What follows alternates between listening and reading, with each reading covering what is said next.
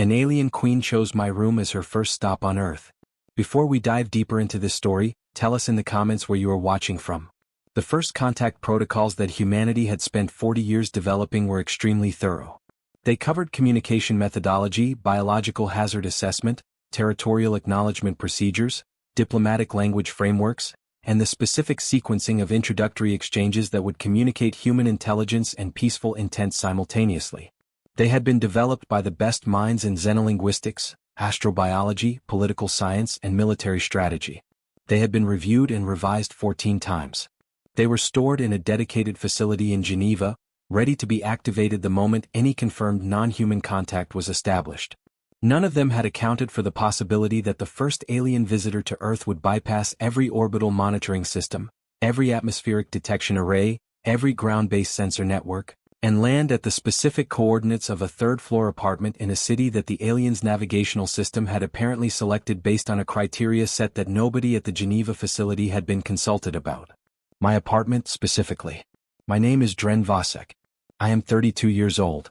I am a signal systems analyst for a civilian communications firm, which means I spend my days looking at data patterns and identifying where the patterns deviate from what they should be, which is a skill that is occasionally useful and was extremely useful on the morning a Quillari queen materialized in my bedroom at 0614 on a Tuesday. I want to note that I did not immediately know she was a queen. I did not immediately know she was Quillari.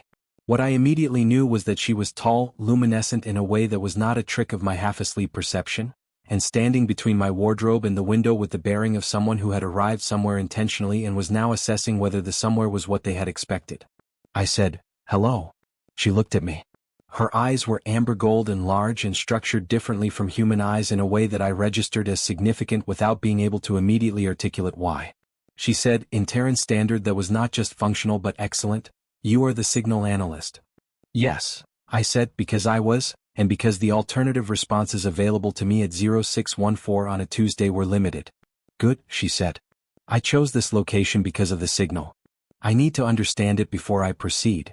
The signal in question, which I would spend the next several hours learning about in detail, was the specific electromagnetic signature that my apartment's rooftop communications array produced.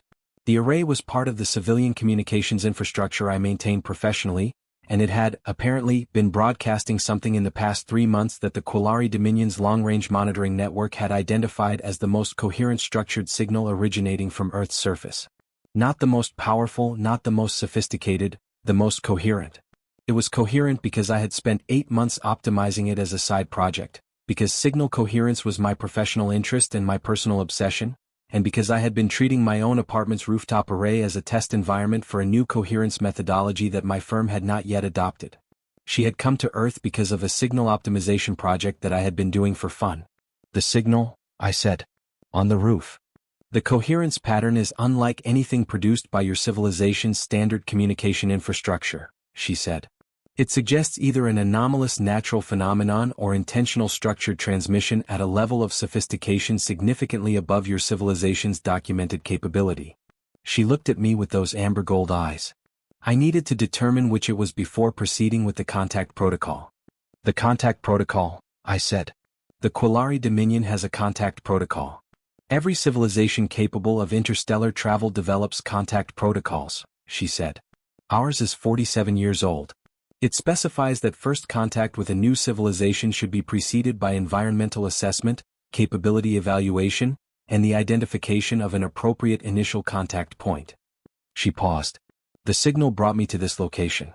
The person responsible for the signal is the appropriate initial contact point." I was still in bed. The person responsible for the signal, who was apparently the appropriate initial contact point for the Quillari Dominion's first contact with humanity, was a 32-year-old signal systems analyst who had not yet had coffee. "I need a moment," I said. "Of course," she said, with the complete equanimity of someone for whom this response was anticipated and accommodated. I got out of bed. I put on appropriate clothing. I went to the kitchen and started the coffee maker, which is the second most important thing I have ever done, behind deciding to optimize my rooftop array's coherence methodology. I came back to the bedroom and she was still there, which confirmed that she was real, and I said, "Why my apartment?" "The signal is on the roof. You could have landed on the roof." "I could have," she said. I chose this location because the roof would have been visible to the atmospheric monitoring systems your military maintains. This location's interior approach minimized detection. I have been on Earth for 11 minutes. The appropriate authorities have not yet been alerted. She met my eyes. I wanted to speak with the signal's origin before the contact became institutional. I looked at her. You wanted to talk to me before talking to the government? I said. I wanted to talk to the person who sent the signal before talking to the systems that manage persons who send signals, she said. These are different things. I understood the distinction. I had worked with communications infrastructure long enough to know that the person who built a thing and the institution that owned the thing were frequently not the same person and frequently not aligned on what the thing was for. The signal, I said. What did it tell you? That your civilization has an individual who understands coherence at a level that your civilization's standard infrastructure does not reflect, she said. This is relevant to the contact protocol because it suggests that the civilization's documented capability is not its actual capability. It suggests that the actual capability exists in individuals who are operating ahead of the institutional curve. She tilted her head slightly. This is the most important thing to know about a civilization before making contact with it. Not what the institutions can do. What the individuals can do that the institutions have not yet caught up to. I sat down in the chair near the window. She remained standing, which seemed to be her natural mode, and I thought about what she had just said about institutions and individuals and the actual capability of a civilization existing in the gap between what its systems reflected and what its people were doing. That is a very specific piece of information to look for, I said. Every civilization we have made contact with, she said, was first assessed through its institutional outputs. The institutional outputs are always an underestimate. The actual capability is always in the individuals operating in advance of the institution. She looked at the ceiling, which is where my rooftop array sat above us. Your signal is 3 to 4 generations ahead of your civilization's standard communication methodology. The person who produced it is therefore 3 to 4 generations ahead of your civilization's reflected capability. That is the appropriate contact point. I am a signal analyst, I said. I optimize communication arrays. I am not a diplomat or a scientist or a... You are someone who looked at a problem your civilization considered solved and found that it was not solved, she said. That is more useful to this conversation than any diplomatic credential. The coffee maker made the sound that indicated completion. I got up and poured 2 cups because the alternative was pouring 1 cup in front of someone I was supposed to be having first contact with, and I brought them back and offered one to her. She accepted it with the specific quality of someone who had been briefed on human hospitality customs and was implementing them naturally rather than performing the implementation. She held the cup and looked at the coffee and said, "This is the beverage your civilization processes for neurological stimulation." "Yes," I said. "Try it." She tried it. Her expression produced the specific combination of responses that I would come to recognize, over the following hours, as the Quillari version of reassessing an expectation based on new data. "It is more complex than the documentation suggested," she said. "Most things are," I said. She looked at me. "Yes," she said. "Most things are." We talked for 2 hours and 14 minutes before the first government alert reached my phone. A standard notification from the National Atmospheric Monitoring Authority asking about an unregistered energy signature near my building, the kind of alert that got generated by automated systems and sent to addresses in the affected zone as routine procedure. I showed it to her. "Your monitoring systems are slower than I expected," she said. "The civilian monitoring grid is not optimized for this kind of detection," I said. "The military grid would have been faster, but it doesn't cover urban residential areas at the resolution required."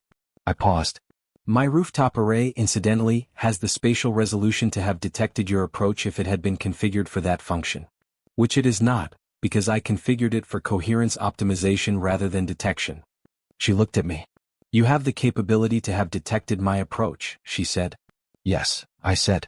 "Which means your civilization, in this specific location, had the individual capability to monitor an approach that your institutional systems missed," she said. "Yes," I said. "That is the second most important piece of information this conversation has produced," she said.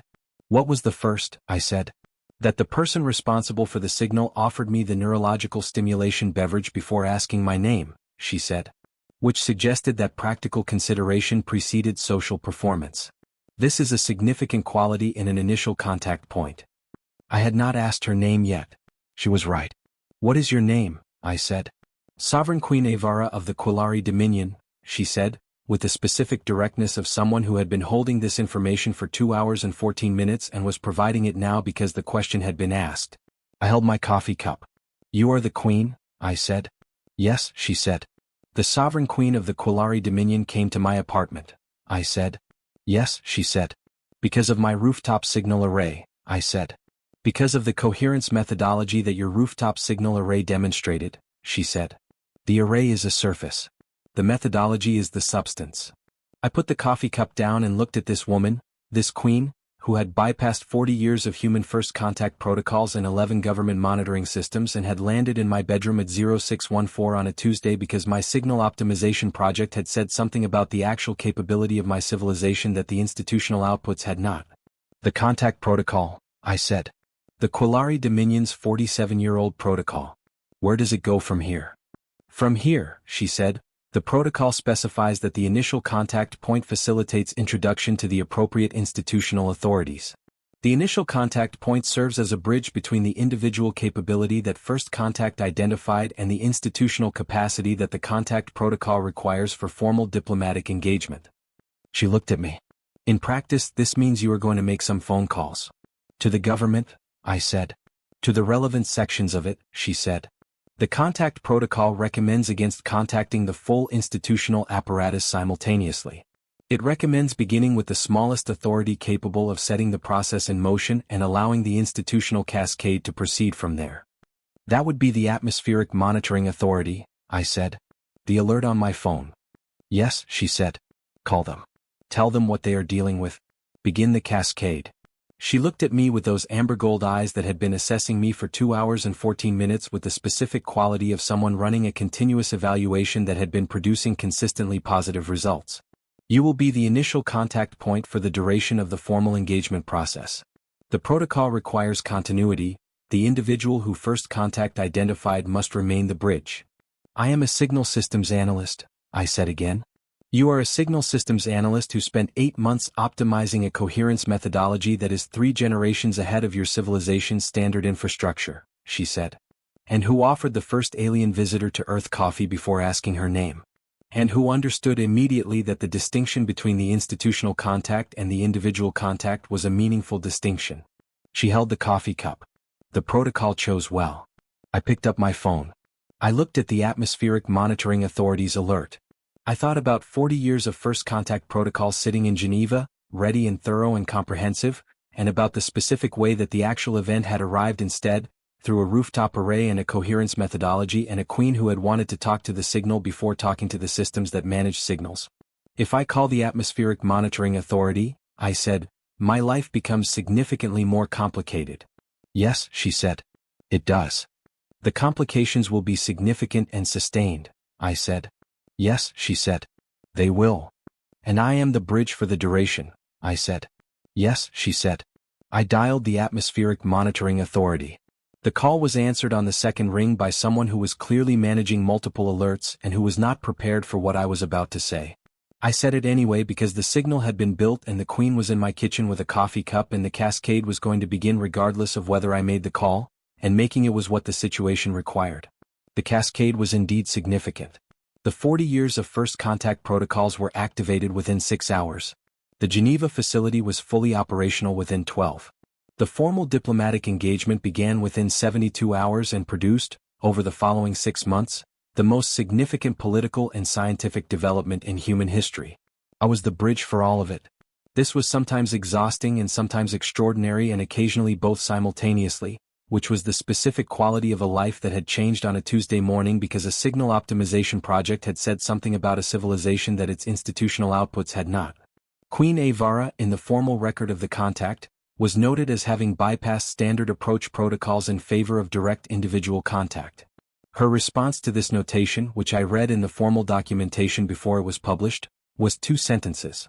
The first sentence said that the standard approach protocols would have produced a first contact with Earth's institutional capacity and that this would have been an underestimate. The second sentence said that the actual capability of a civilization was found in the individuals operating ahead of its institutions and that first contact should begin there. The documentation committee accepted this explanation. It was, as she had told me at 0614 on a Tuesday over 2 cups of coffee, simply accurate.